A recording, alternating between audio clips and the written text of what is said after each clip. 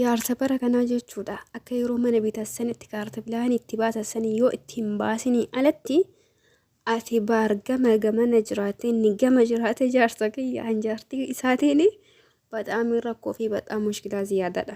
Ijoollee keenya warra abbaa manaa biyya keessaa Itoophiyaadhaa bittan jechuudha. Itoophiyaa qabdanii naan dabalatee jechuudha. Jaarsa keessan kaarta bilaanii itti baafadha. Akkuma mana seera hin qabne mootummaan gaafa itti dhufe jisu sanii takka dhuftee si harkaa jissiti. Silaafuu jaarsa gafurii hin fuune jaarsa kiyya kophaa kee jedhanii amanuun nama shakkisiisa waan ta'eef kanaaf kaarta bilaanii itti baafadha seera isaa guutaati wajjin jiraadha. Kan sanirraa fi jechuudha ijoolleen tana mee misirri laala dhugaa rabbi. Mee akka isaatti bareedan laala. Abuu mucaatiin rabbi islaamummaa kennuu fi dhugaa rabbiifuu akka bareeddii maashaallah. Dhugaa rabbi jaanillee irraa bareeda uffannaa isaa uffatanillee irraa bareeda itti sinaa gahu itti sinaa bulchu garuu miira intala saniidhaaf illee yaadame la yoo intalli kun warra keenyaa miti akka feena taana jettanillee jechuudha. Miira akkasii yoo isin dhagahame xiqqoo si dubartiidha waa yaadaa fi miira san jijjiiraa fi miidiyaa irraa kanatti bareedanii akkanatti mul'atan dhugaa rabbi mucaa kuloorksii baastan booda. Ituni summii maal dhudde summii namaa keessa ijoollee irraa akka summiin dhunne dhugaa. Ishee qofaa miti nuu hinaafsisaa jira waan ta'eef haalli keessan. Maaliidhaaf namni tokko nu bareedurraa hinaafa.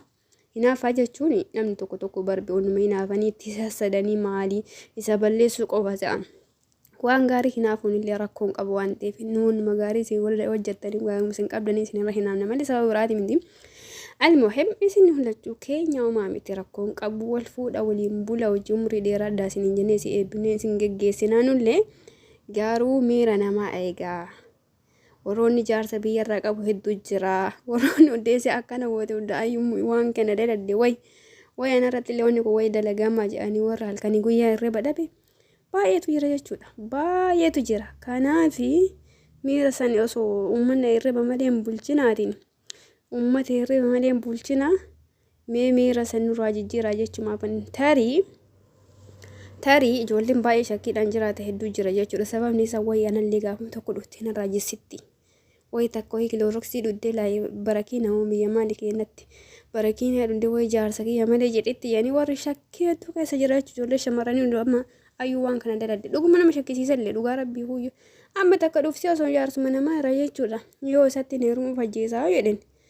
Akkam godhanii rakkoodha bataami chiggiriidha almuhim bageetti singe waliin bula waliin horaa siniin jennee jira umri waliin dheeradha rabbi inshallah isiillee kiristaanummaa fidu itti haa toluu jenneen jirra isinii gammannee nu isinii gammadu malee istii biraa isinitti hin qabnu garuu miira namaallee eegaatuma deema gaariidha miira walii eeguun baroodha miira walii kabajuun bataamitti gaariidha jedhee yaadan akka kiyyaatitti.